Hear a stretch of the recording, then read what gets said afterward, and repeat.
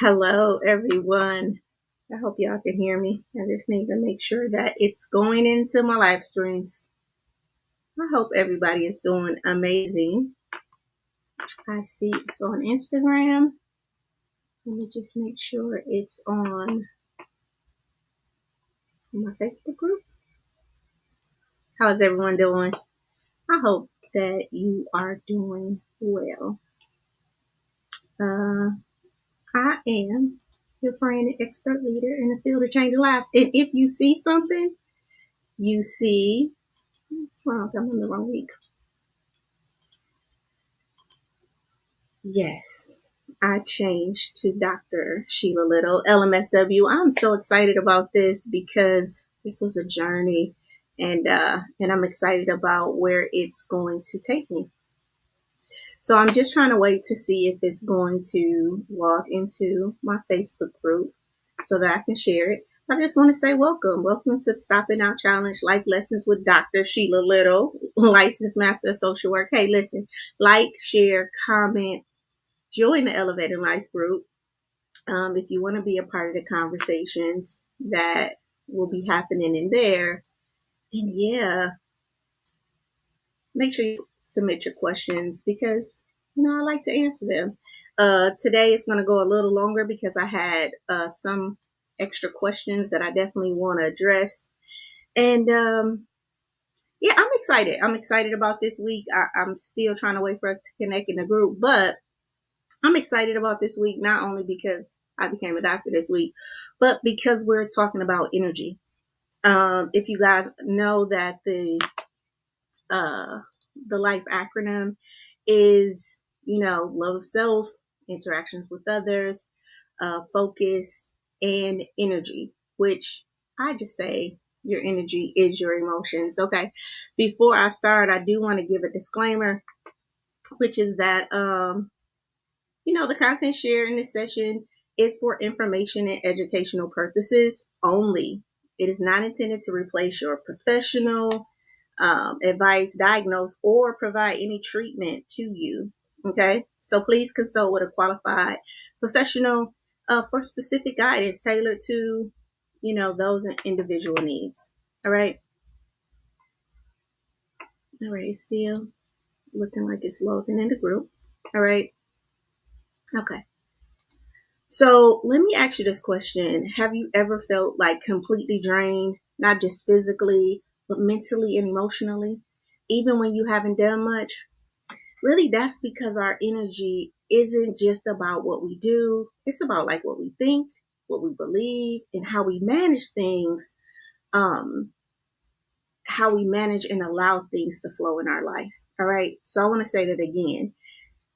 We're not just feeling depleted because of like our physical stuff that we do, right? It's the mental stuff we do. It's the mental jargon. It's the emotional stuff that we go through. It's how we think about the things that's happening to us. And all of those things are contributing to how we feel, right? How we feel in our body, how we feel in our spaces. All right. So who tonight's session is for? Just right off the top, it's just for action takers.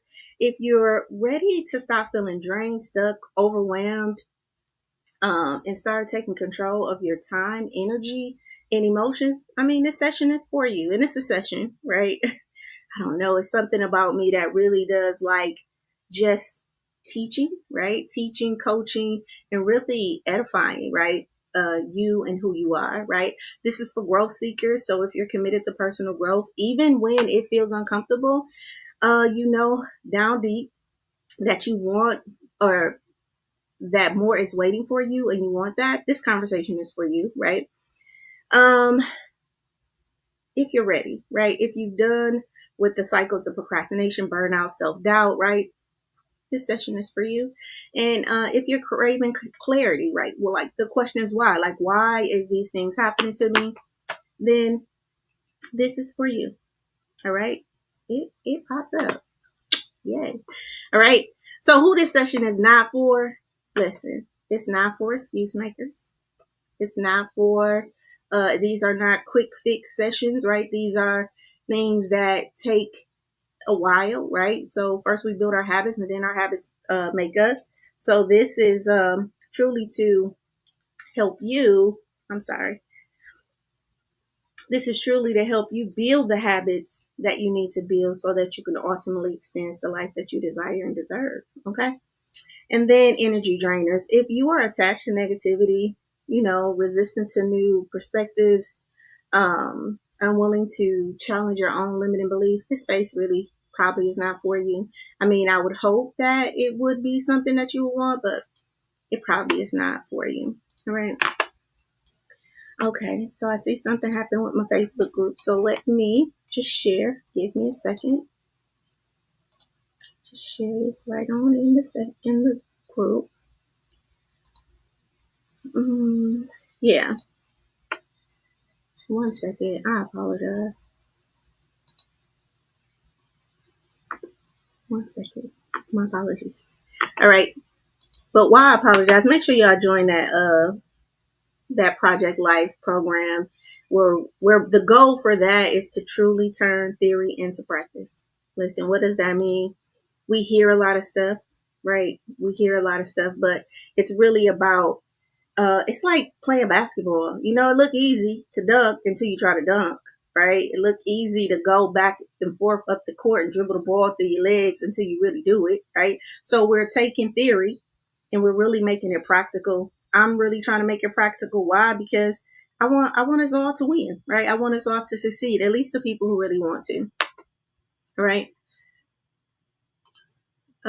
So this week, let me open that back up again. All right. So this week, we explored how to reclaim, protect, and shift our energy and create space for growth and clarity and peace. So if you were following me, following the reels, following my page, any of them, you saw that we discussed a lot of this stuff. Now, today's conversation is going to be different because there's going to be a lot of aha moments, I want you to say, because I really like to talk about energy. I feel like there's I don't know, so you have energy, emotions, and like spirituality. And I feel like they're so interwoven. I don't really talk about spirituality. I mean, I talk about my personal practice and things like that, believing in a higher self and the power of that. I don't really teach that, but I will teach about energy because I feel like energy is one of those foundational things, like what goes up must come down, opposite, the yin and the yang. These are things that's evident and true. And so I really like to talk about that. All right. So what is the connection between energy and emotions? All right. So the word emotions actually comes from a Latin word emovere, right? Meaning to move out. Okay. So emotions aren't just feelings. They're like energy flowing through you. All right. Have you ever felt completely drained after an argument, even though, okay, you didn't physically exert yourself? Or have you ever felt like, after hearing good news, like you had this, uh, abundance of energy, right? This anticipation. This is not just all in your head. Like it's actually energy playing in the emotional energy playing a role. So understanding the connection to can really help you to manage not just how you feel, but how you really show up in your daily intentions, right? So I always say energy is emotions, energy is emotion because when you move it, it's like energy emotion. All right. And a lot of us are really stuck. A lot of us are really stuck emotionally. So we don't really give off the energy that we want to. All right. So another thing is emotions. I do want to talk about how emotions are in energy are connected. So emotions influence your energy through flow. All right. So what this means is that positive energies like joy, gratitude, excitement, and love really generate more high frequency or uplifting energies. And they make you feel really motivated and really inspired to do things, right? Where negative energy or I say contracting energy makes you feel like fear, anger, guilt, and sadness. And if you guys watched the first show that I did, or the first week, we talked about love of self, and I showed like this, that the frequencies of how energy is moved, right? And so we have this paradigm that really goes from these lower contracting emotions to these higher emotions. So think about how you feel after a heartfelt conversation with a friend versus like after an argument, right? It's a different feeling in your body. It's like a different energy. I always say, like if I go to the hospital or something like that, like I can feel that, right? I know a lot of people call themselves empaths because they can feel the energy, right? Or the emotion in the room. Okay. Energy is also fuse emotional resilience, right? So when you manage your energy well through like healthy habits like rest, mindfulness, gratitude, you actually build more emotional resilience. So this means that you can navigate like through life challenges with flow, right? And not really feel emotionally drained or overwhelmed. I want to say that again. When we can really manage our energy, it can actually fuel our emotional responses. So basically, I have it to give because I've been taking care of me, right? So the more mental and physical energy you have, really the more capacity you have to digest the emotions effectively. All right. And when you're tired and depleted, and if you notice this, when you don't have the energy, like small emotional triggers feel like big things, right? Because you just don't have it to give. All right. That's why we want to rest, do self care, really have some compassion and grace for ourselves, right? Um, because they are critical to our emotional regulation. I do want to say this, both energy and emotions is contagious, right? So have you ever walked into a room and immediately felt like the tension without anyone saying anything, right? You walk in and you're like, something's going on in here, right? Right.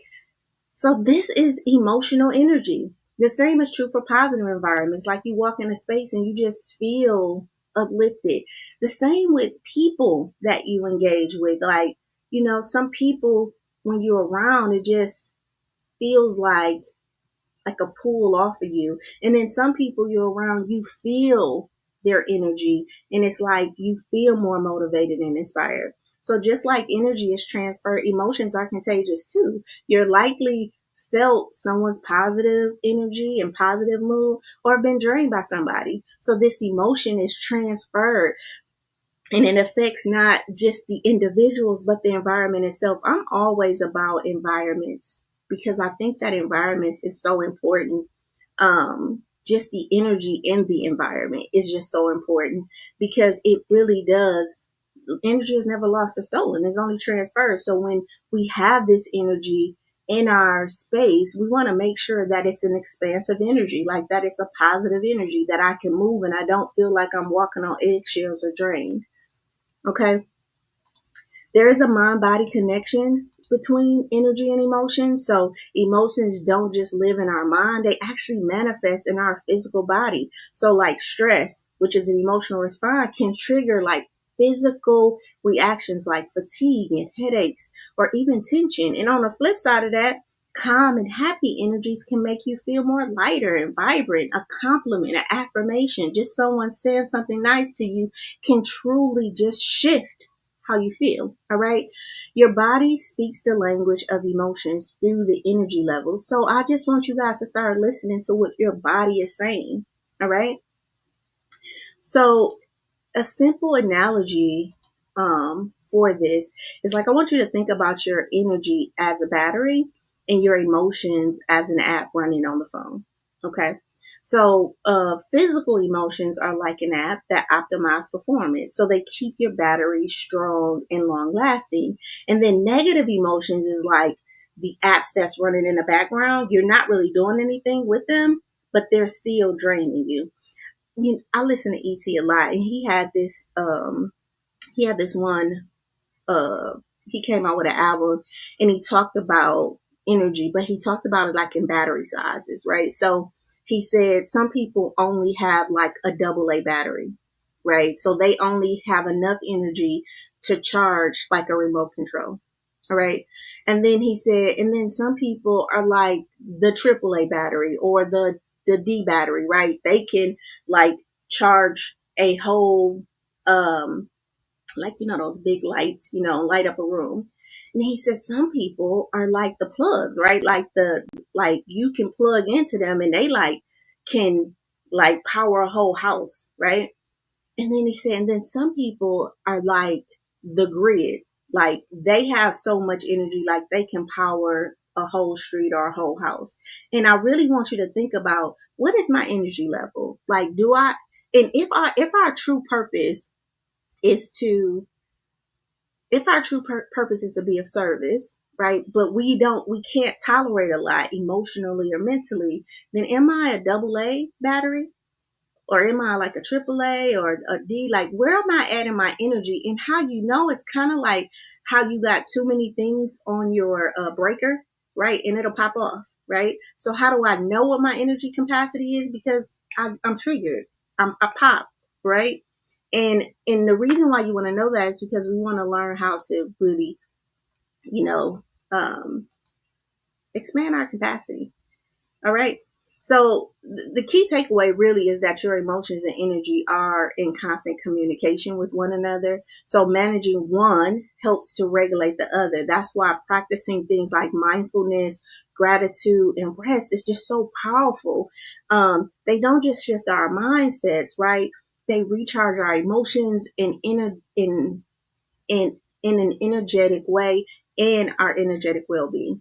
All right. Okay. I got another analogy for you guys because we're talking about emotions. Put a one in the chat though first if you really understood the energy and emotions are the same, right? Or they really dance with one another well. All right. So I want to talk about this thing about energy is like food and thoughts is like recipes, because I hear a lot of people say, I need to process my emotions. I have to process that.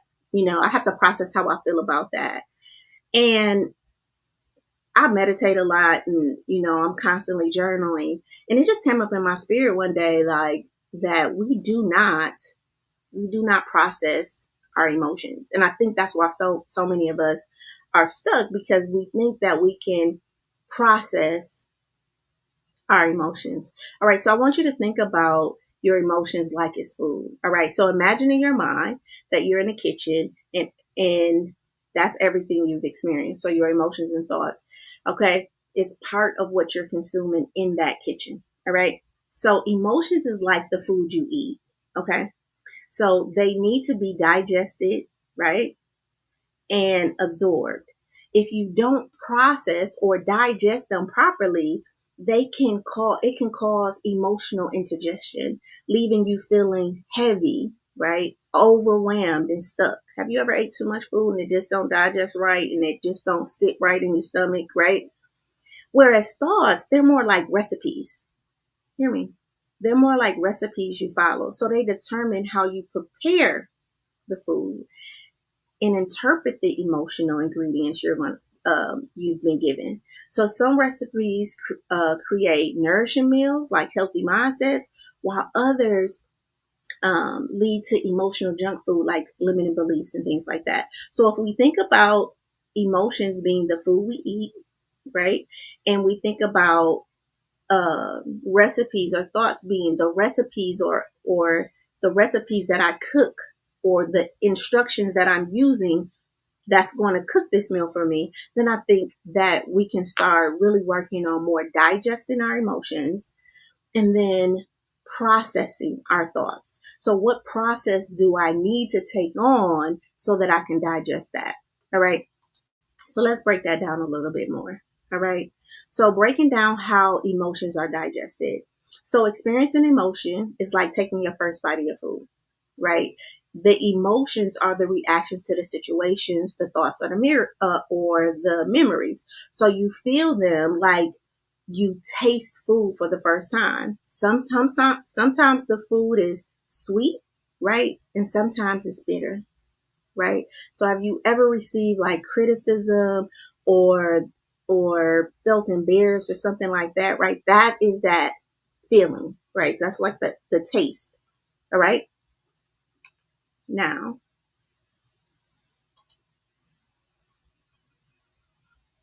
so then we digest that emotion, right? So we're chewing that food. We're chewing and we're swallowing it. So healthy emotions are healthy emotional digestion is like chewing your food properly, right? You acknowledge the feeling without really rushing to suppress it, right? So this might look like pausing and identifying, like, oh, this is a good one. So like if something hot in your mouth, you're like, let me kind of like wait till that cools down, right?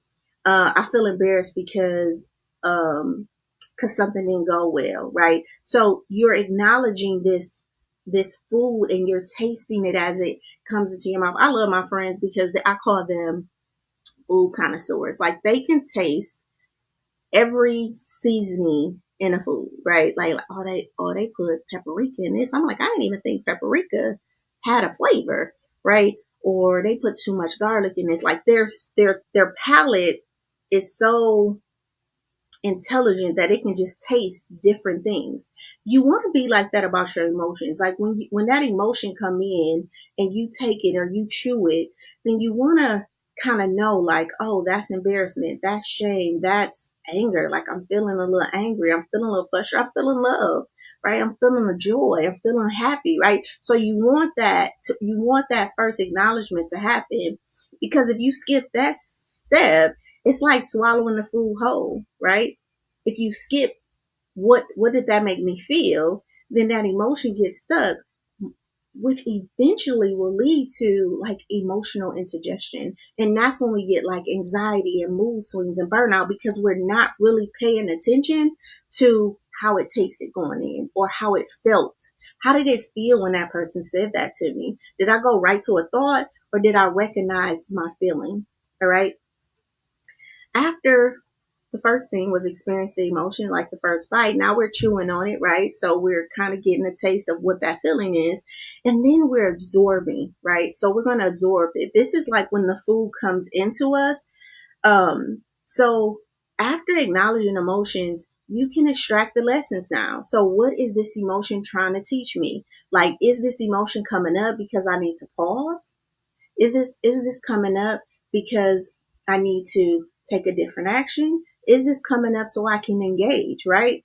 So what is this emotion teaching me? And then maybe the criticism, if I'm feeling that, could be helping me to improve. So this feeling of resistance, maybe I'm feeling a little resistance. So I may tell myself I'm safe, right? I may give myself a prescription in my mind so I can digest that feeling of embarrassment or resistance, so I can be present enough to hear what the person is saying.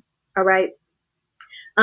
It may be revealing that someone is being too hard on you, or that you're being too hard on yourself. So this is like your body's absorbing nutrients, right? So when we eat food, we're done. Like after it gets down our throat, and then our body takes over, right?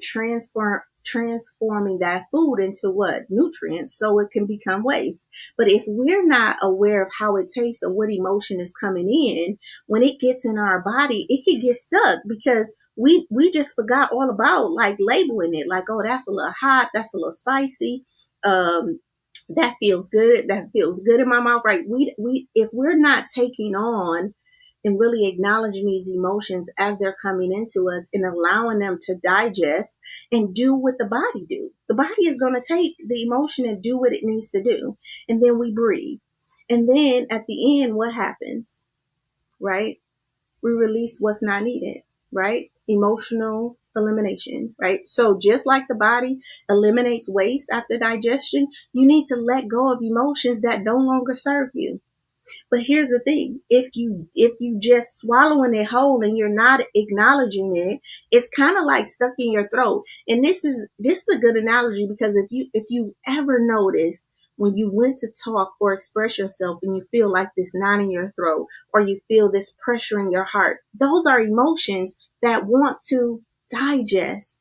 But because we're not acknowledging them, because we're not saying, whatever the emotion is that's caught in your throat, whatever the emotion is that got your heart contracting, whatever the emotion is that got you feeling like you need to go use the bathroom, if we're not acknowledging that, then we're actually in emotional constipation, right? And this is what we talk about, suppressed emotions, because we haven't done anything with it. So now the body can't digest it, use it, and get rid of it. All right. So this can mean like releasing resentment, forgiving yourself, or simply acknowledging the lessons that you've learned, right? Because your body was aware of that, just like your mouth say, hey, that's too hot. We can't eat that right now. Your emotions are there to serve a purpose. Now, I do know that so many of us have been taught that emotions are not good. We've been taught, if you grew up in a home like me and a lot of my clients, you start crying, it's like, be quiet. Put a two in the chat if you grew up in a home like that. Like, be quiet. Why are you crying? You shouldn't be crying, right?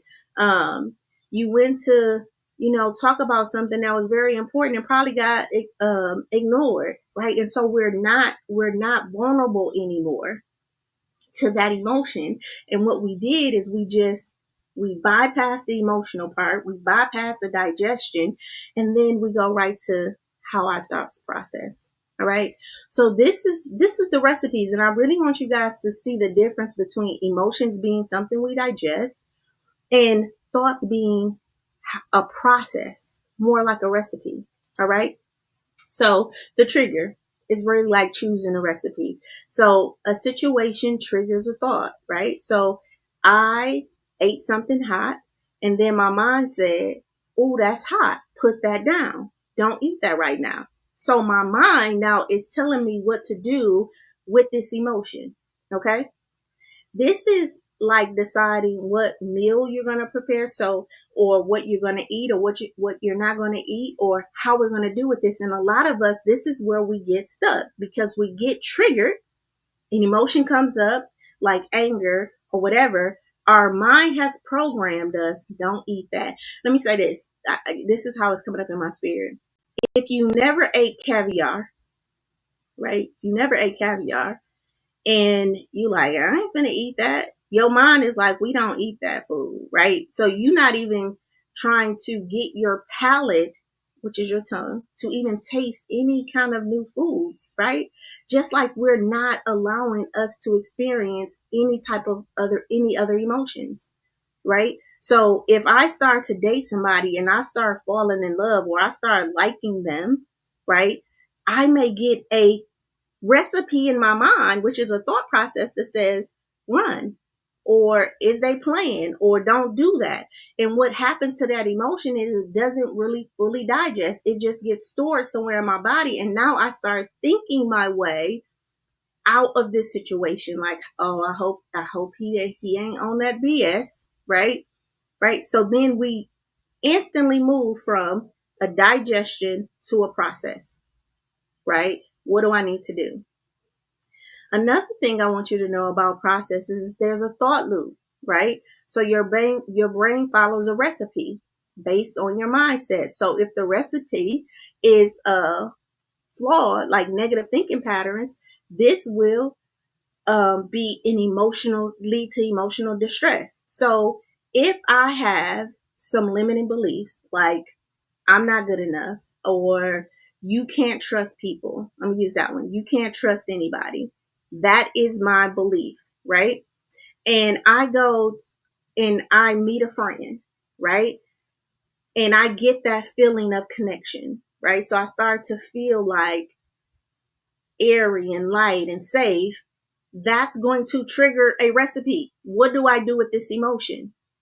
And the recipe is don't trust them, walk away, don't answer the phone, right? And so now I'm starting to process my behaviors, and now I'm not going to do anything with that emotion. And then that's another emotion that's stored in me. Does this make sense? If it makes sense, put a 3 in the chat for me. Okay. So, but if the recipe is healthy, right? then you're more able to digest the situation more calmly. So if I meet somebody who's genuinely and nice and a recipe pop up in my head, like a belief pops up, which is a thought, right? That says run, red flag, then I can now tell myself, right? I can breathe through that and I can do this next thing. I can do cognitive reframing, right? I can tell myself that I'm safe. It's safe for me to feel this way because here's the thing, all of us want to feel this way. We all want to be loved. We all want to be seen. We all want to be accepted. We all want to be heard, right? We all want to feel connected. These are things that we deeply, deeply, deeply desire. But what has happened is that we have gotten some recipes or some beliefs that just ain't working for us, right? That's how mama used to cook that meal. That's how mama used to handle that. That's how grandma handled that. That's how, society handled that. But now we have to do cognitive reframing, which is really tweaking the recipe. All right. So you can change how you feel by adjusting your thought pattern. Okay. Just like tweaking a recipe to make it a little healthier. You know what? Mama used to put a lot of salt in her greens. My mama can cook, but I'm just giving an example. My whole family can cook. But like if mama put too much salt in her greens, then I can say, you know what? I ain't gonna be as salty with people. I'm gonna change that. I'm actually gonna be a little more nice, right? Because my mama was always, now my mama was the mama that was like, you ain't got no friends. Like, don't come in here talking about you got friends. Ain't no such thing as friends, okay? So she was a lot salty in that recipe of how you handle people, right? When I started to grow and connect, I had to tweak her recipe. Okay, I can take a little bit of this, a little bit of that, but I can trust people. This is cognitive reframing, and you can change how you feel by just adjusting your thought pattern, right? So instead of assuming the worst, right, you might reframe your thought like, maybe I'm feeling a little vulnerable around this person, but I'm safe, right? And the reason I'm safe because I'm an adult. I'm not a kid anymore. What can they do? We're in a public place, you only can do so much I allow you to do, right? And once we start to reframe, once we start to do that, then it makes a difference in allowing that emotion to digest and then us to let it go. All right. Here's some key takeaways from that. Just unprocessed emotions are truly like undigested food. Okay. They create discomfort. All right. Unhealthy thought patterns are like following bad recipes. You won't get any nourishment from them, right? No nourishment in your relationships and your love and your money and your spirituality, right? This is like an unhealthy recipe. And then reflection and awareness and emotional release are like tools you need to digest and process both effectively. So we need to reflect, we need to become aware, and we need to emotionally release, right? So that so we can start moving some of this energy out our bodies. When I say that your body is an energy field and it's an emotional field, like we literally can feel it in our bodies. Like if you stopped right now and just felt your butt on the chair or your feet on the floor, right? You might feel yourself tense right in this moment, and you can like let your muscles go. Now, why is your muscles tense? You talking to Sheila. I got a nice smile. I'm very friendly. There's no tension in this conversation, but your body is tense, right? Breathe and let your body go, right? Let whatever stored up in your body today, just let it go through you. But when we hold on and we're tight and all of that, we can get emotionally digested. And we do that over and over and over again. A lot of us since we were little, right? And a lot of us is repressed emotions that our mama didn't do and our grandmother didn't do. So I really want us to start using the word, I need to digest my emotions, and I want to process my thoughts. And when you have that analogy, I think that what your intelligence can do now is see the difference and stop trying to think its way or prescribe you a different recipe. Like, oh, that recipe that I'm giving you is not creating the type of emotions, that the type of atmosphere that emotion can digest through. So let me give you another recipe. If that makes sense, put a 4 in the chat for me or give me some hearts. All right. All right, so let's move on. So the truth about energy. All right, so we did our days, right? And day 27, right? So day 27 was all about stop letting fear detect your actions. Okay, so fear drains more energy than failure ever will. Listen, being scared to do something takes way more energy than just doing it, getting a lesson, failing at it, and getting a lesson. All right, just doing it. So fear doesn't just hold us back mentally, it's exhausting, right?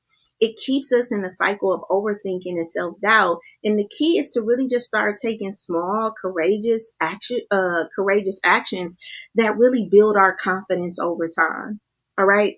And again, studies show that people who face their fears really experience 30% boost in their self-confidence and emotional resilience. All right. So when you stop letting fear control your actions, you're more open to new possibilities and success. Listen, sitting in fear again is more draining to you than just doing the thing, right? And winning or losing, right? It's so funny because I, defend it because, I'm Dr. Sheila Little now. And, and so I was well prepared, right? I felt like it was a right moment for me. And, but I didn't realize the emotions that was in my body. And when they said to me, everybody agreed, like, nope, no revisions. She can move straight through, honey. Nope, no revisions. She got it together. Yep, yep. And then my chair came back and was like, okay, Dr. Sheila Little, I literally felt something pop in me, like, and then like tears just start coming down my eyes. Now, before that moment, I wasn't thinking I was going to cry because I mean, I'd have made it so far through this process. So even sometimes we can be storing unconscious emotions, right? So all the times that I probably said that I wasn't going to do this or I was scared, right? And all of that was storing in me. And at that moment that he said, okay, Dr. Sheila Little, it just like, and then the tears went, and then there was like this thing lifted off of me. So put a five in the chat if you ever had that experience, like you heard something, did something, finally clicked the closet or whatever, and didn't really realize how heavy it was until you actually did it. And then you felt lighter, right? You didn't feel the weight on you. You just felt the lightness after you got done, right? So this is the draining part. So when we're scared to do nothing, fearful to have that conversation, fearful to make that move, fearful to change jobs or whatever that fear is, I want to do it, but I'm scared. It actually is taking up a lot more of our energy. Okay, so day 28, stop holding on to beliefs that no longer serve you. This was a good one, right? So this was all about holding on to beliefs that no longer serve you is like carrying a backpack full of rocks, right? So stop holding on to beliefs that no longer serve you because outdated beliefs are emotional baggage, and it's time to let it go. And this is another one of those things where you've been carrying this weight so long that you don't even realize that you're carrying it, right? And this emotional baggage is weighing on you and is weighing you down, right? So holding on to outdated beliefs, they get heavy. So letting go really creates a space for new empowering perspectives. All right. And research shows that reframing beliefs improves problem solving and creativity by like 25%. So that new idea or that insight that you're looking to come in, right? You might not be tapped into it because you got an energy block, because you still holding on to the last time a job said no, or the last time you got let go, and or something didn't go the way you wanted it to go. You're holding on to that, and so now the creativity and your ability to problem solve is being affected by that. All right. um when you embrace empowering beliefs, like you really unlock your potential and start making progress in your life. right? And the real value is that this mindset shifts not only how you build confidence, but it actually aligns you in your actions. So we really have to learn how to stop um, holding on to outdated beliefs that don't serve you. It's like if you got any type of phone right now, it's like I got, I don't know, Android, but like if you got an iPhone 13, an iPhone 15, and you trying to run iPhone 7 software on an iPhone 15, like it's just, they don't even communicate the same. You know, that's what an outdated recipe is or outdated belief is. All right. And so we want to let that go. All right. Stop consuming energy, draining content or activities. This has been a heavy week. All right. We've seen a lot in media, a lot politically. We got a new president, the DEI programs, there's stuff happening in life. So that's on a broad perspective. Then we had like the aviation stuff going on. And then we had like, whatever's going on in our personal lives, right? So we have a lot, right? So we want to stop consuming draining content and activities. What you consume actually affects how you feel. I don't watch the news. People like, do you hear what? Mm-mm. I have a father. My father watched the news. I always feel like if something I need to know, my daddy gonna call me and tell me because he consumes the news. Like I don't want to watch it. I don't want to be consumed by it because I know for every one thing that's happening bad, it's like 10,000 times the people doing great things for people too, right? We can't live in the darkness and not recognize the light. And yeah, some big things can happen that we need to be aware of, but we also need to balance that and know that, God reigns on the just and unjust. There are some great people in the world and there's some great things happening too. And then give grace, pray for those that are affected by these traumatic things, right? And then find a way to be grateful, right? And help and be of service if you can, right? So whether it's negative news, toxic environments, or just draining people, what you allow affects your mental and emotional energy. So we always talk about protecting your peace, but protecting your peace is also like cultivating your environment intentionally because you truly are what you consume. All right. Um, the type of music we listen to, right? The type of shows we listen to. Like I have a couple of, good dear people to me that watch crime shows all the time. And I just like, I don't watch those type of shows, right? Because I know I'll be going to sleep thinking somebody like coming in, you know what I mean?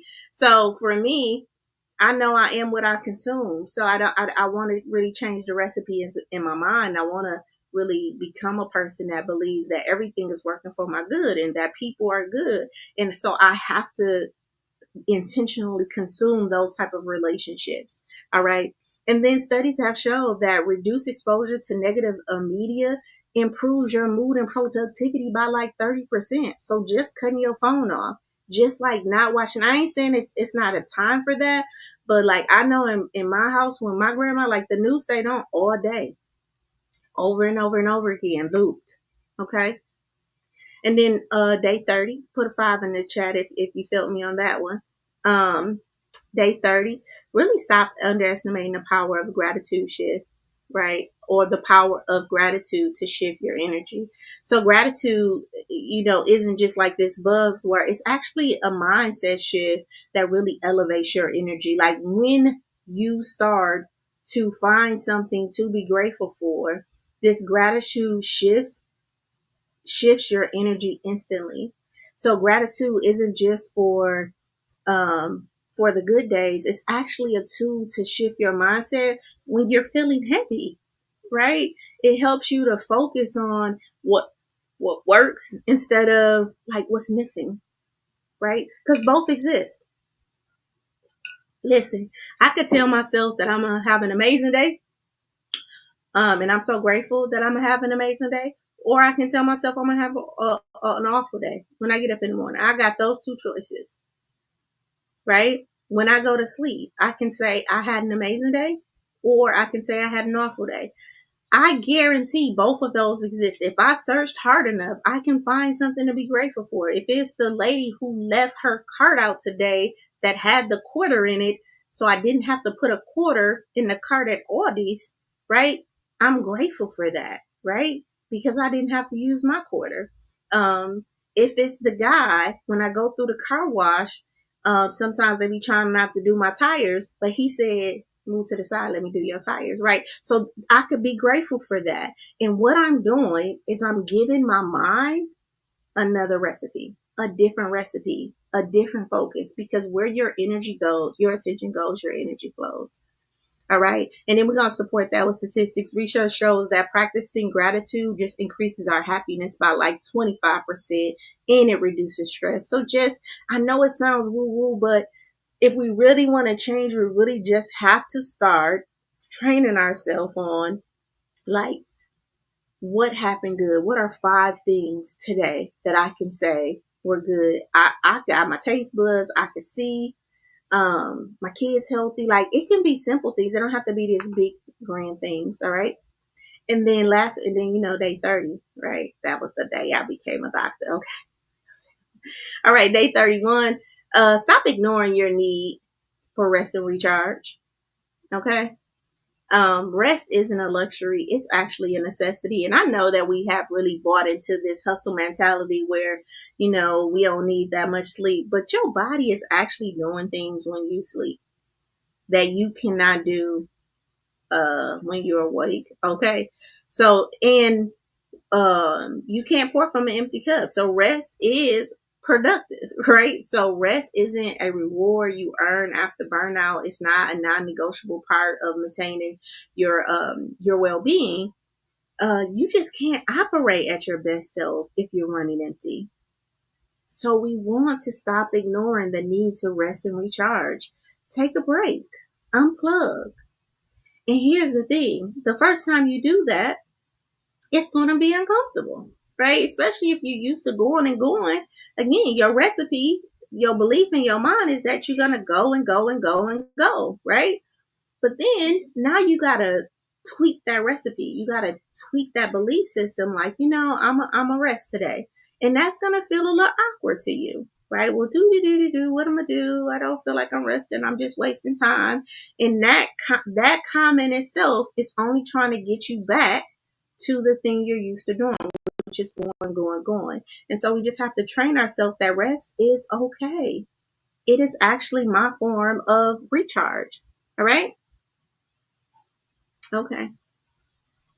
Put a 5 in the chat if you guys like those that content for this week. That was the end of January. 31 days stop it now challenge, all around the life acronym. Love of self was Monday. Love of self was the first week. Interactions with others. Focus was the third week, and then emotions and energy was this week. And I just thank everybody who came in, who pressed the heart, who put something in the comments, and all the people who asked the questions, because I love these questions. And now we're going to get to questions, life lessons with Dr. Shiela Little, licensed master social worker. I really love these questions. We're at 9:05. I kind of came on about 15 minutes late. I'm going to tell y'all, I got some questions, and I really do want to, um,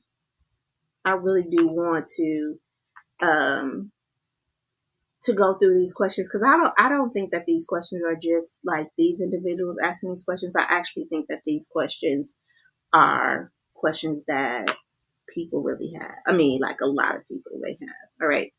So the first question is, how do I know if I'm suppressing my emotions instead of processing them? Well, we just talked about the processing part. So I'm gonna rephrase it. How do I know if I'm suppressing my emotions instead of digesting them? So this is a great question. Because what I've come to understand is that many people do struggle to recognize like suppressed emotions because we're just used to pushing our emotions down without really addressing like how we feel. Like I said, I think we really just jump over how did that make you feel? And we jump right into a thought, right? The thinking mind, and we don't really allow the feelings to come up. So when you suppress emotions, you actually are just pushing down without acknowledging your emotions, and which leads to like emotional buildup, right? Like I said, like that emotional constipation. All right. So this is a great question. When you're suppressing, how do you know that you're suppressing? Well, you avoid thinking about the situation that caused the emotion. So sometimes we just like, I ain't even gonna think about that. I don't want to think about that. I don't want to talk about that. I ain't gonna talk to that person. We just very avoidant around the situation. Uh, we distract ourselves with activities like strolling, overeating, shopping, over working. So we become very distracted so that we don't have to feel the feeling, right? I remember this personal thing. I remember when I was younger, a big part of like I worked hard, but a lot of that was truly distraction. Like I could remember like I'm finna go home and I'm like, I'm gonna go visit my grandma. I'm gonna go to my daddy's house. Oh, I probably got another client to see, right? I was really suppressing a lot of the feelings that I had about going home, what that meant to be a mom and a relationship, all of those feelings of am I doing it right? Like so I would avoid it and I would just work hard. Like I was working 16 hours a day and things like that. And then this happened, feeling numb and disconnected from your feelings. So then you just get apathy, like you just numb, like you just really don't feel anymore. So this is how you know that you have suppressed emotions because you feel numb and disconnected from your feelings. And then you can also start to experience symptoms like headaches, fatigue, tension, without any clear cause. So if you guys got the book Stop It Now, I asked you to get the book Stop It Now. It's on Amazon. I talk about this story where I was diagnosed with daily chronic headaches, right?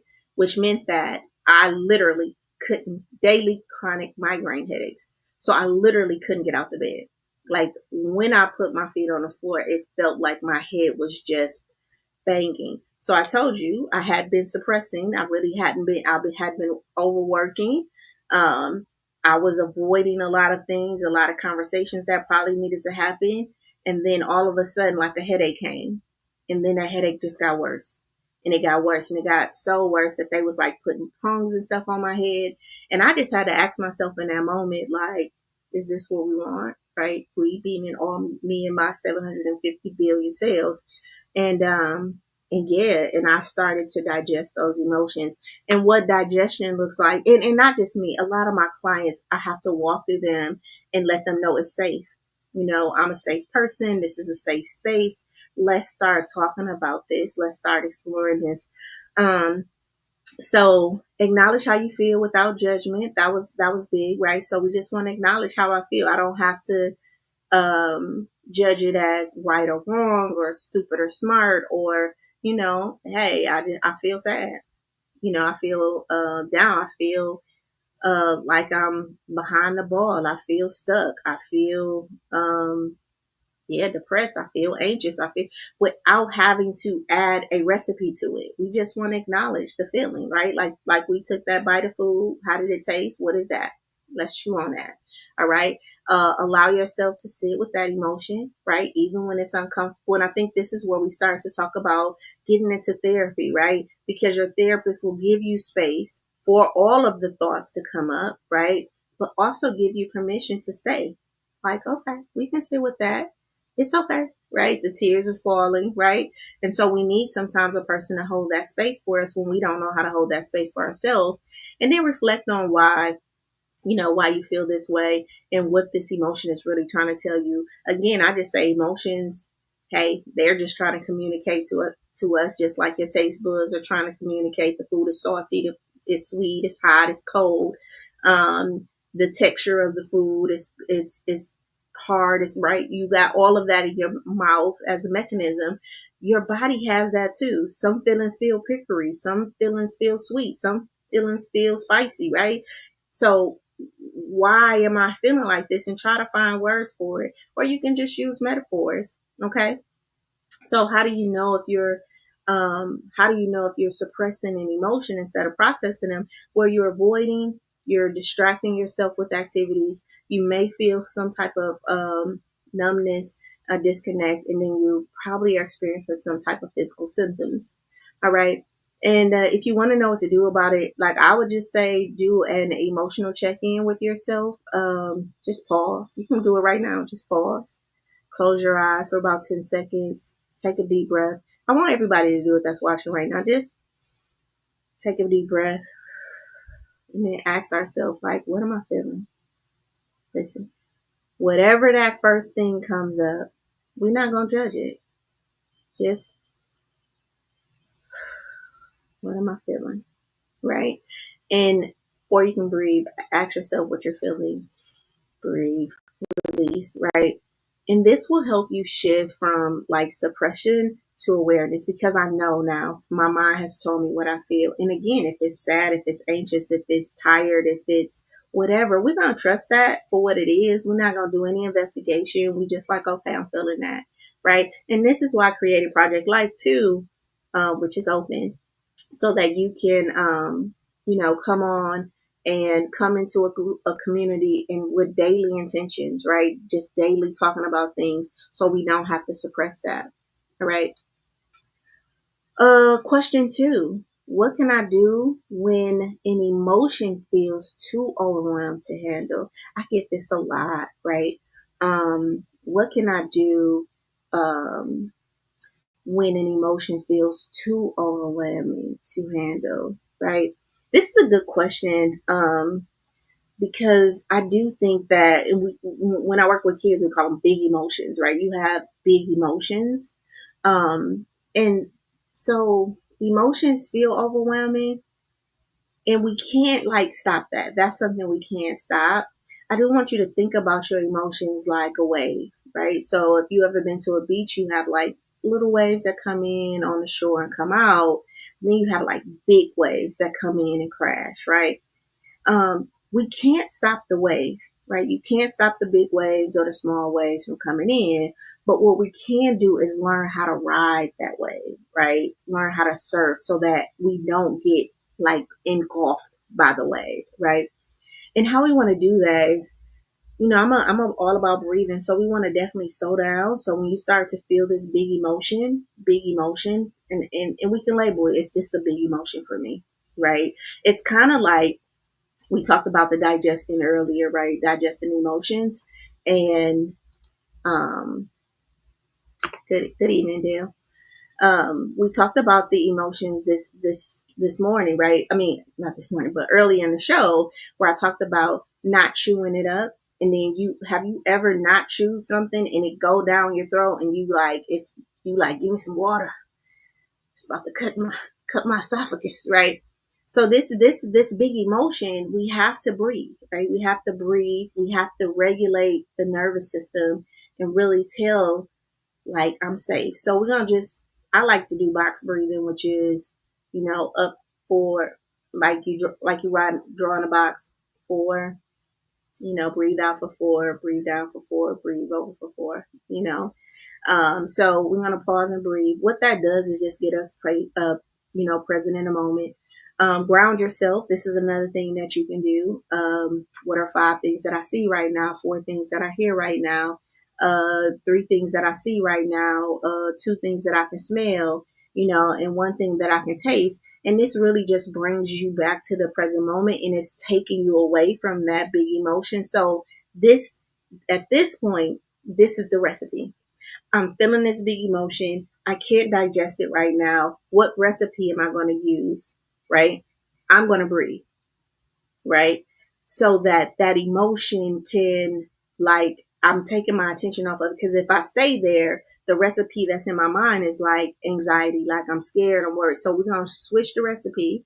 We're going to start saying, okay, 5 things that I see, 4 things that I hear, 3 things that I smell, just start to do that. And when you change that recipe in your mind, then you will notice that that emotion now kind of starts to come down. All right. And then we can then ask ourselves, what am I feeling? Um, we can say, what is it that I'm anxious about? And remember, anxiety is just some doubt that you have about a future thing. I do think that we discount anxiety in the terms of when anxiety happens. So if I have suppressed my emotions for years and years and years and years and years, my body could be so full that I'm anxious about something now that probably has nothing to do with now. Okay. So we definitely want to give space for that. Um, and just ask some questions. And then it's okay to name it. Like, I'm feeling anxious, I'm feeling sad, and things like that. Remember that just emotions are temporary, right? So they'll rise and fall. We just want to make sure that instead of trying to do something with the emotion, we take the driver's seat. What's coming up in my spirit is like, I don't know if you've ever slid on ice, right? Black ice. It's like I probably can't stop myself from hitting this wall, but I can navigate, right? I can navigate the car where I don't hit head on, or I can try to grab the steering wheel and just manage how bad of an accident I get in. I guess so we're not trying to control the emotion. We're just trying to control ourselves while the emotion is digesting. I hope that makes sense. If that makes sense, put a 6 in the chat for me. Okay. Again, just counting and grounding ourselves. All right. So, question 3, why do I feel? Okay, this is a good one. Why do I keep feeling the same emotions over and over when even when I thought I've dealt with them? This is a really good question. Whoever sent this question in, I thank you so much, right? So why do I keep feeling the same emotions over and over again, even when I thought I've dealt with them? All right. Um, so unresolved emotions is really like, I use this analogy, unprocessed mail. You keep shuffling the same envelopes, but never really opening them, right? So really, you're saying that I'm feeling the same thing over and over again when I thought I dealt with them. But did you really deal with it? Did you just look at the mail and say, oh, that's a letter from, I don't know, the credit bureau. I know I owe that bill. I ain't gonna open it up. I'm gonna set it to the side. Oh, that's a bill from such and such. I acknowledge it and I just put it to the side. Or are you getting that bill? You're opening it up. You're reading what it says, right? Or you're opening that mail, you're opening it up and you're reading it for information and context, and then you make a plan to say when you're gonna pay it, when you're not gonna pay it. So to me, that's a lot of times why emotions keep coming up. All right, because we're not really dealing with. So that's one thing, right? Um, you might acknowledge the emotions, but you don't fully process the root cause of it.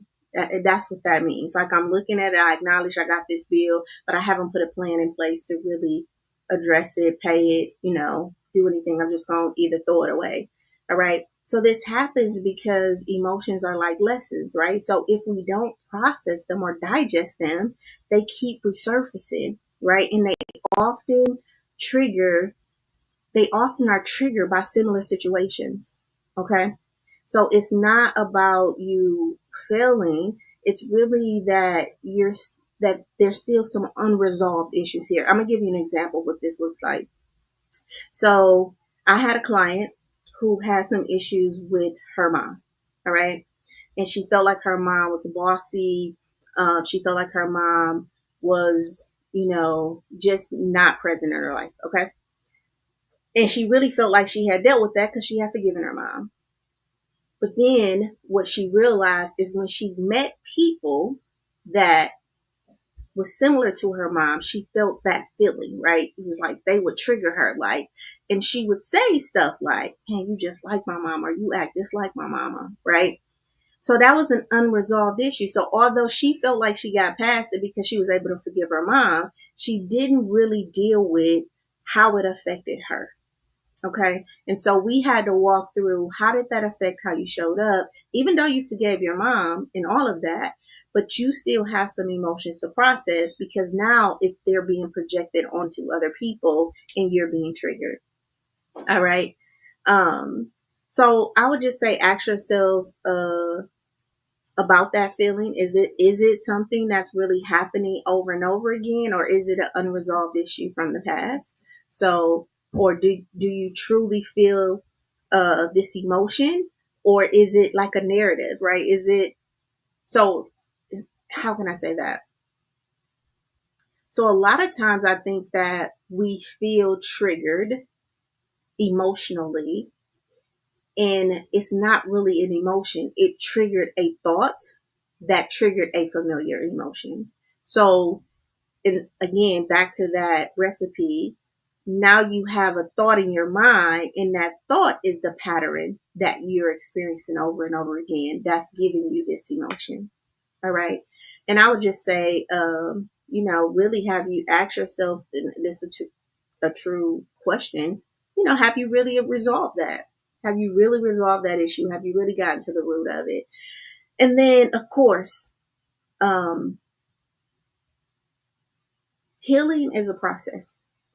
So, with all that being said, healing is a process, and we don't get to determine when our emotions leave.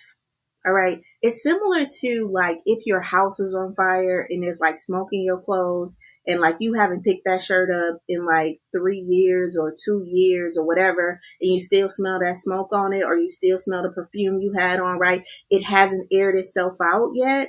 So emotions can be like that. Like just because you dealt with it, or we talked about it in therapy, it still may take some time, right, for that emotion to digest. You know, this would just come up in my spirit. So, if you eat chicken, well, if you eat lettuce, it's you gonna digest that in a day.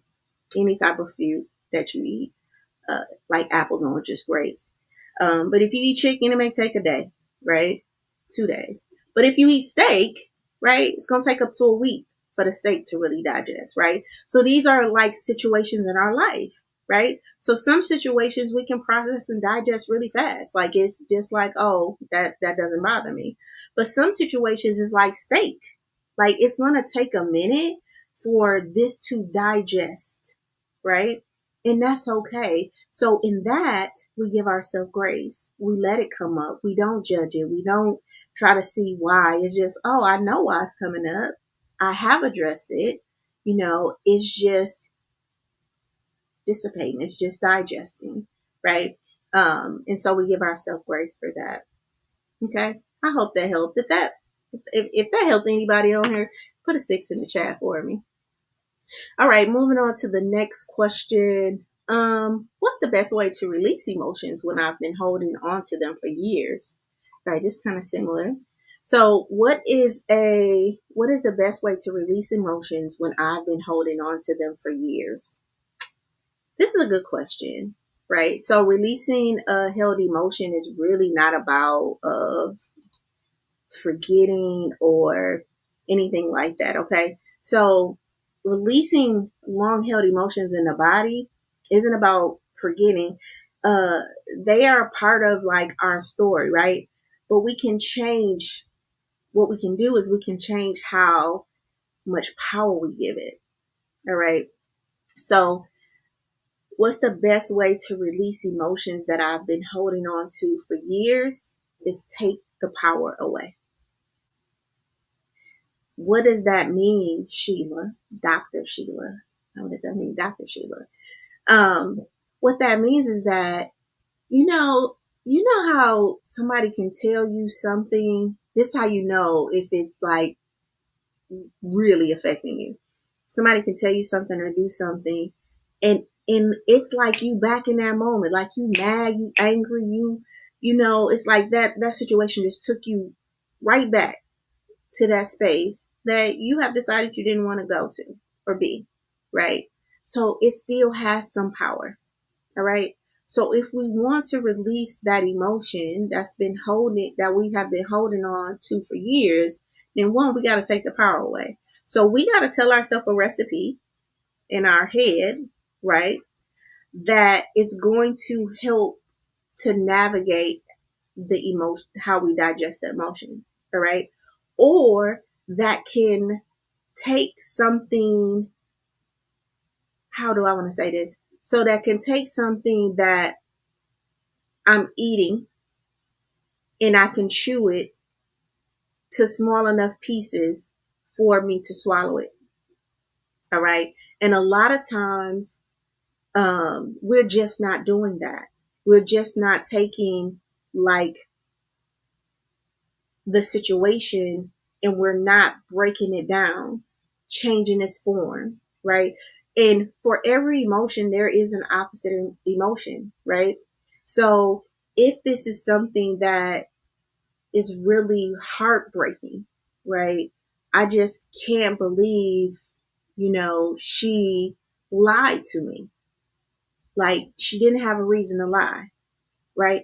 That automatically is going to click a recipe in your mind to like not trust. So when you go to eat that or chew on that, you're going to spit it out because it's like bitter and nasty, right?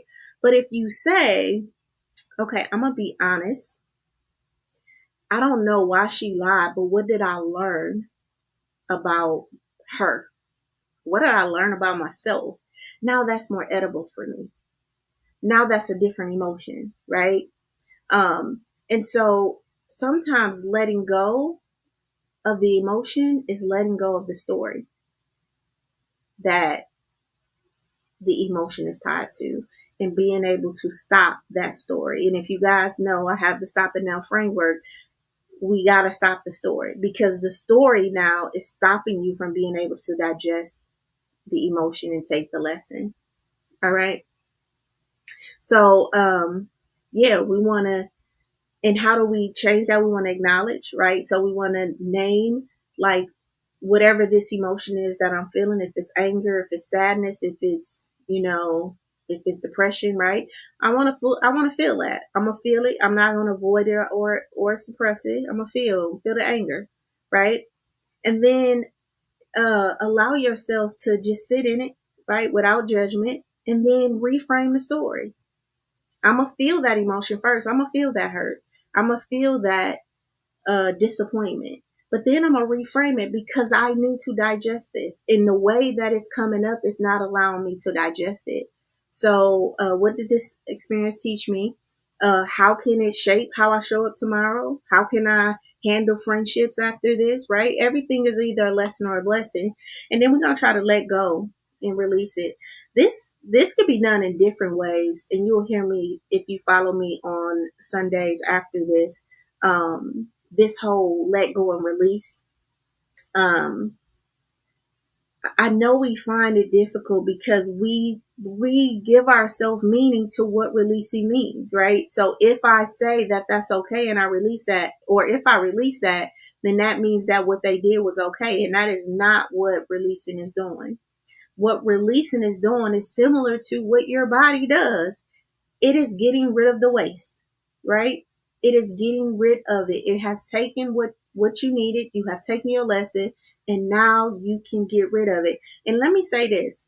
This is what's coming up in my spirit. Every lesson is not another block or brick to create a wall. See? That just showed me that you can't trust people. No, that's not a lesson. That's a reinforced story. That's a reinforcement of a recipe or a belief that you already had, and now you're using this situation to support that. A lesson is maybe I thought that I could never get past this situation. And this person who I love so deeply taught me that life can go on without you.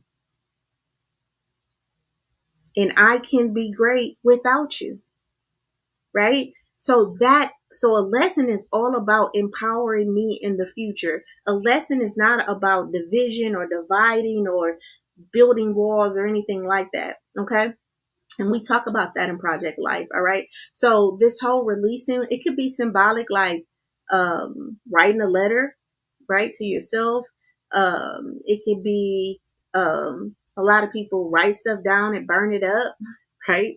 This is a way to release because they need the symbolism of it. Um, this could be, yeah, writing something and tearing it, right? Just to show that I'm done with that.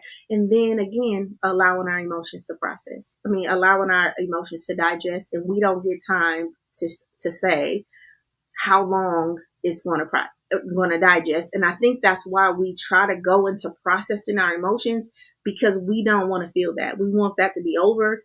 And it's just, sometimes it's just not going to be over until it's over. All right. All right. Number 5, if that makes sense, put a 7 in the chat.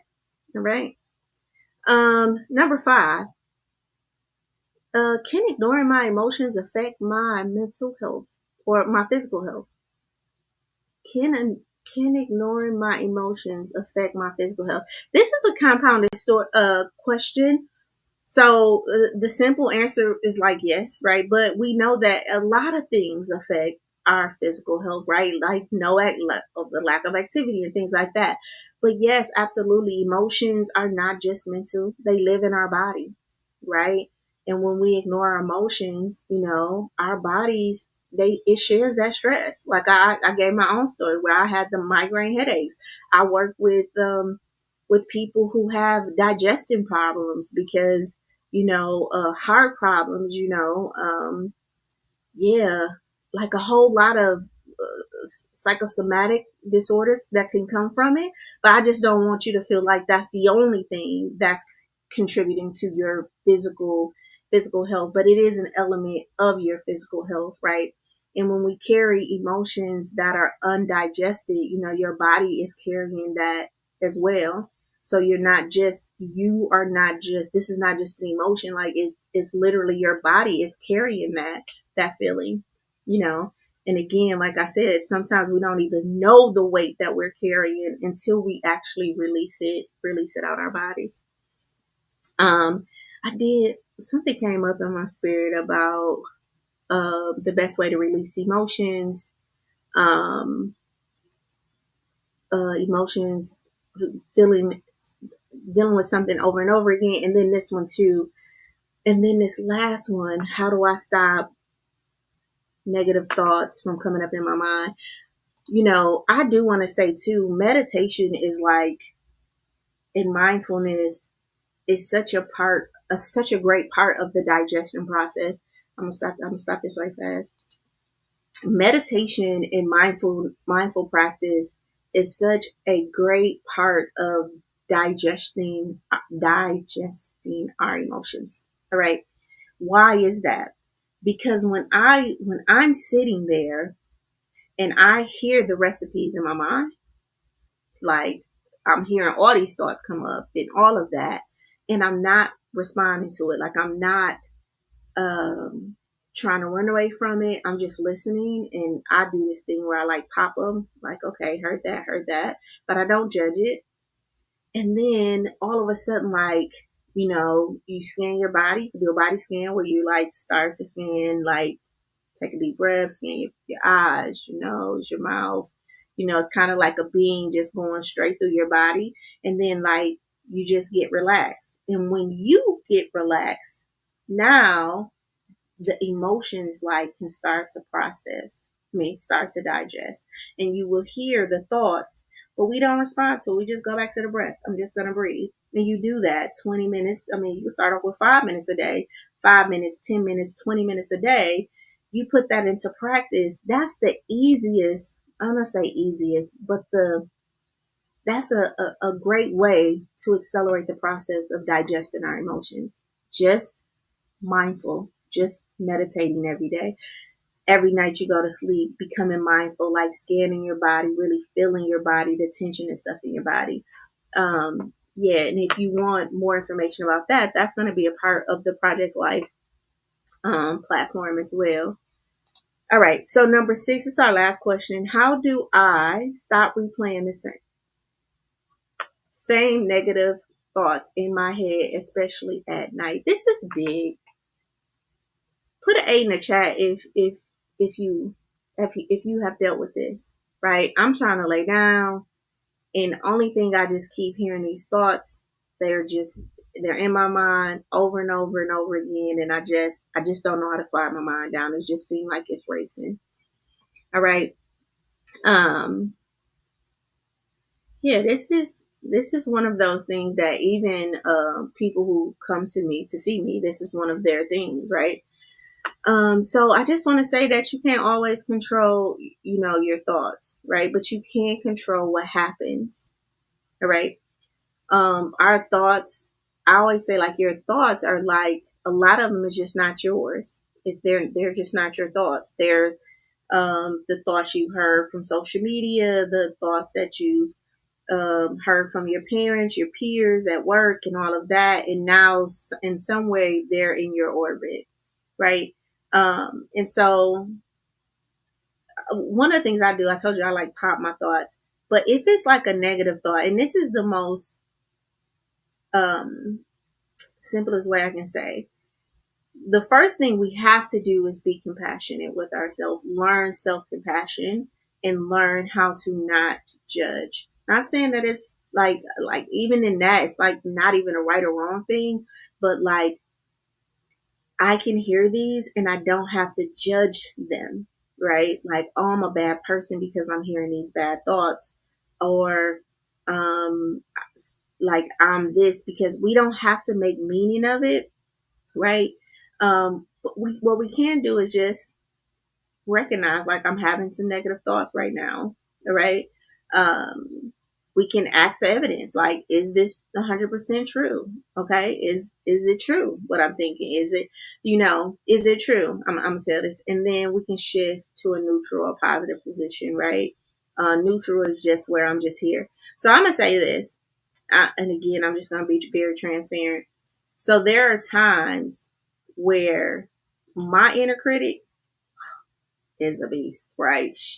Like, I get called every name in my head, like every judgment. Like, I could be laying down and I'm just hearing, like, you know, just everything. You think you're the stuff, like, this, do people even like you? Like, I'm hearing all of this stuff, like, you on these shows, and nobody really paying attention to you. Like, all of this stuff is flooding in. And what I choose to focus on in that moment is my breath,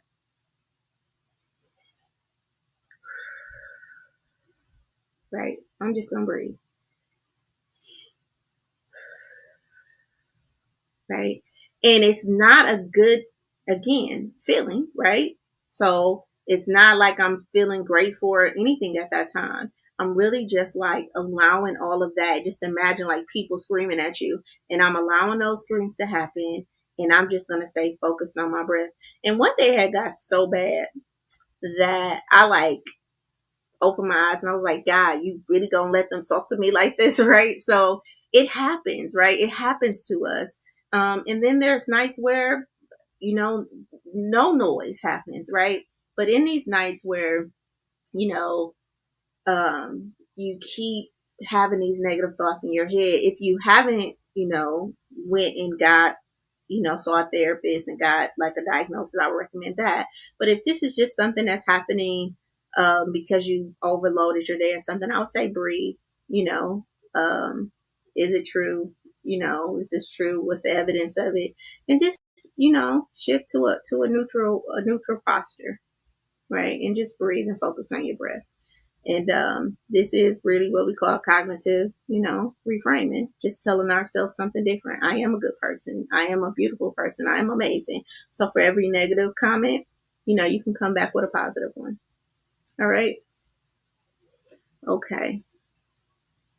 There were some more questions that came in, like, what's the difference between overthinking and healthy reflection? Um, Overthinking, will often lead you to stress, indecision, and analysis paralysis. And then really just healthy reflection is really more about, healthy reflection will lead to more clarity and solution. So it's going to be like a lot more forward focus. So if your thinking helps you to move forward, then you know it's more reflective. And if it keeps you stuck, it's more like overthinking. Okay, and when you catch yourself overthinking, just shift. Right, what's one thing I can do right now to like move myself forward? Another question came in. How can I challenge beliefs that I've had for a long time, but but I know that they are holding me back, right?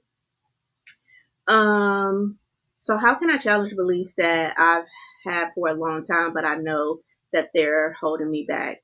I just want you to know that beliefs, again, are just thoughts or recipes that repeat, right? Until um, they just repeat. So a big part of this belief that's holding you back, one day we're just gonna have to ask it, is it true? Right? Whatever that belief is. So what belief is actually holding you back? Right? Is it I'm not good enough? Is it whatever the lack is, what is that? Right? And then I think I would say, like, where did you learn that from? Who taught you that? You know? And then if you can identify that, then I would say just, you know, come back with the evidence to show that that belief is not true, and then replace that with with new beliefs, with different beliefs. And again, that process, and I want to give the caveat that that process is not an overnight thing. You may have to keep doing it, and that's the one thing just about our relationships with our emotions, healing process, changing how we think. Again, this is a journey. This is not a destination. And I think a lot of us are looking for destination answers. Like, I'm ready to be done with this. What do I need to do? And unfortunately, just life is not, unfortunately, life is just not about a destination. It's about who we're becoming on the journey, and what are we learning about ourselves and the people around us, and about our thoughts and about our feelings. And as we learn, right, the journey becomes more smooth, more acceptable, more enjoyable. I'm not so focused on the map anymore. I can actually take in the scenery now, right? So none of my answers are a destination. They are putting one, theory into practice, and then two, practice to make better, right? To build a habit, and then habit to build consistency, and then consistency to build the behavior and the belief. And then we keep doing that over and over and over again. All right. Because what that got you here, but it won't take you there. And you definitely going to have to continue to do the same thing over and over and over again, to change that. All right. Is it normal to feel emotionally drained, even if nothing big happened? Yes. Yes, absolutely. I talked about this earlier. You know, so we have something called like micro stresses, right? Which is like our daily work or pressures or like tensions in our relationship. So these small things add up to big things. Then we also have the undigested emotions that we haven't yet digest.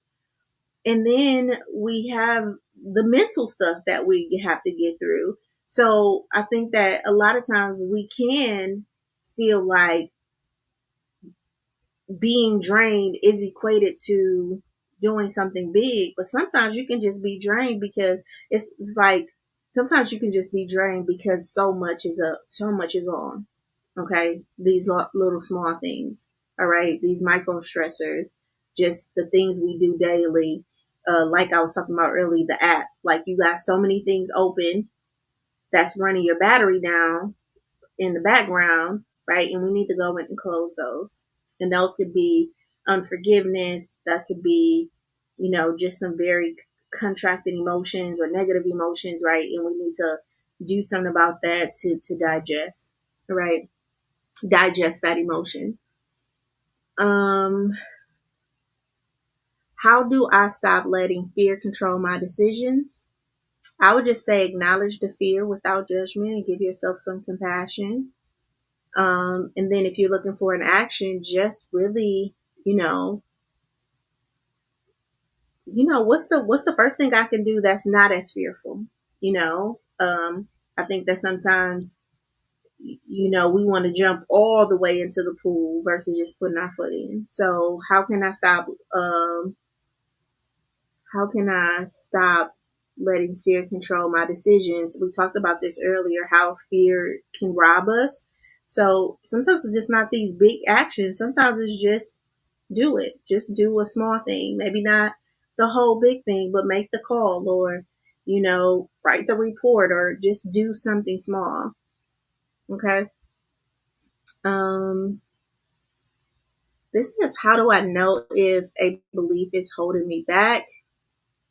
Um, if a belief makes you feel stuck, if it makes you feel incapable, if it makes you feel less than, it's probably just not serving you. And how do I know it's a belief? That's the one thing. And I think that this is that kind of a process that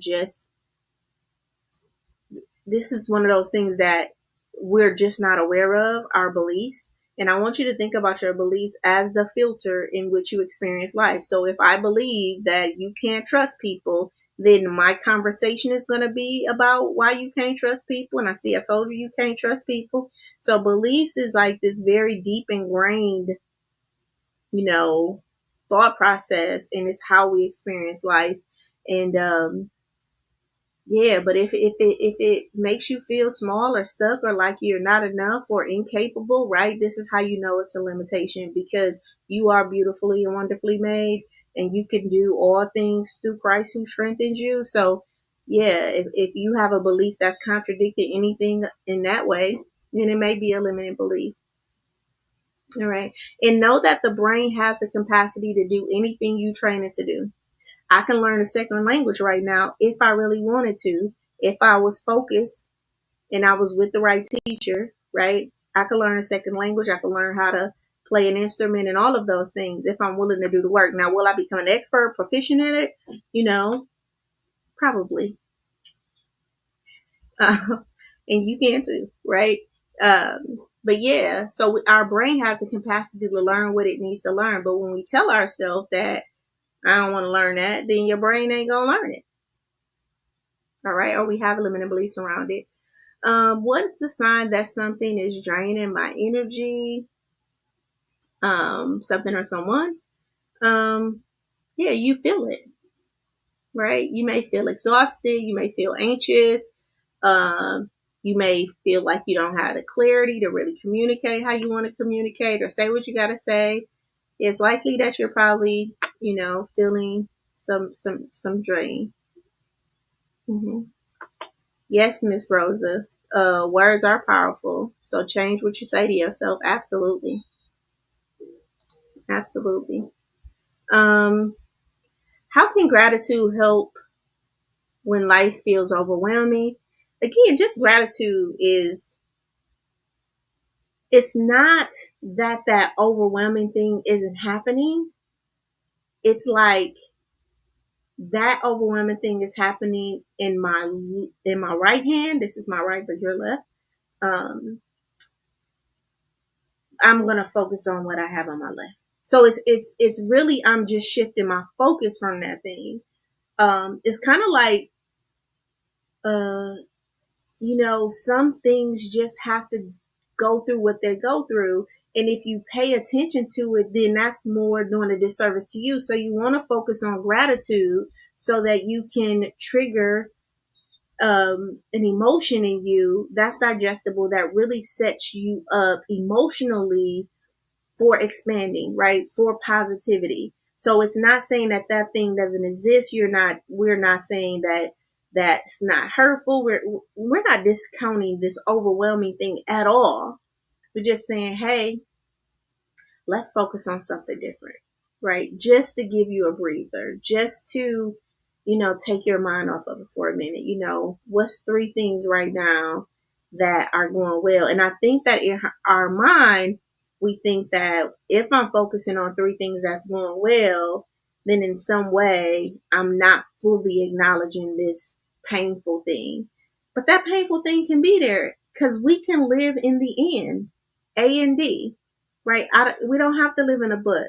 Gotta choose the things I'm grateful for, but I got this thing over here that is, we can live in both because life is about the yin and the yang, the up and the down, right? The left and the right. That's what makes it whole. And so many of us are polarized on the contracted end of life, the negative end of life, and we have to learn how to pull ourselves into balance and really start to talk about, if there's a down, then there's a up to be grateful for. If there's a down to be sad for, then there's a up to be grateful for. If something left, then I'm doing something right. Okay. Like they can live together. All right. And then last but not least, I feel guilty when I rest. How do I overcome that?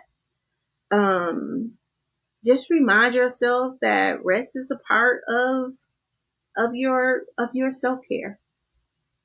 And again, a process, not a destination. You may start to feel guilty every time you rest. We're not going to judge that feeling. But when it comes up, we're just going to acknowledge it's there. Man, I'm feeling so guilty. I took an hour nap today. And then it's like, but you needed that, right? We just going to balance that because the guilt is here and we want to just put something on the lever to just lift, to balance us emotionally. I hope that makes sense. Okay. I thank you all for the questions.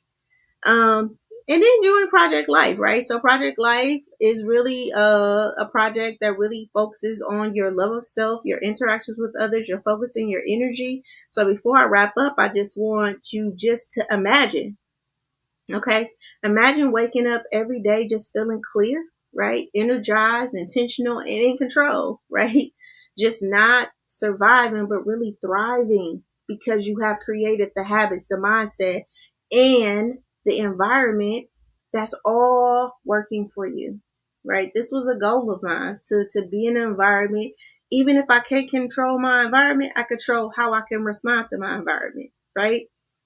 I can start to create habits that start to work for me. We talked about the motivational triad. I can start to shift and align that the things that once seemed painful to me, if I don't do them now, that's the painful thing, to not do that. It's painful for me to not go work out. It's painful for me to, not save, to not tell myself good things about me, right? All right. So this is a program every morning at 8:30. It starts tomorrow. Every morning at 8:30, I come on, and just set the intention for the day. This is so powerful. Just having someone to set the intention for the day with, you know, we're going to talk, we're going to communicate. So that's at level 1, but there's different levels to it. That first level is just, hey, just community. Let me start being intentional about my day, and setting the tone for it. And then there's coaching, emotional intelligence training, mindset coaching, and then the question and answer within those classes. Again, it's just a place where I'm really looking to turn theory into practice, right? It's a world map to lasting transformation, really helping you to manage your emotions, align your actions with your goal, and then to build the habits that create real change, right? So if you ready to stop feeling drained, right, and start living with some purpose and some clarity, just join Project Life. You can join that at SheilaLittle.com/life. All right. I just want to thank you all for being here for tonight's conversation, for showing up for yourselves, and just for being a part of this awesome community. All right. Continue to follow me for the Stop and Now Challenge. For the Stop and Now Challenge, we start our next challenge is February. In February, we're doing the Lemons acronym. So next week, we're going to talk all about lack. And I'm excited about that conversation. Join Project Life and then the Elevating Life group with your friend, Dr. Shiela Little. All right. I love you guys. you know, till later.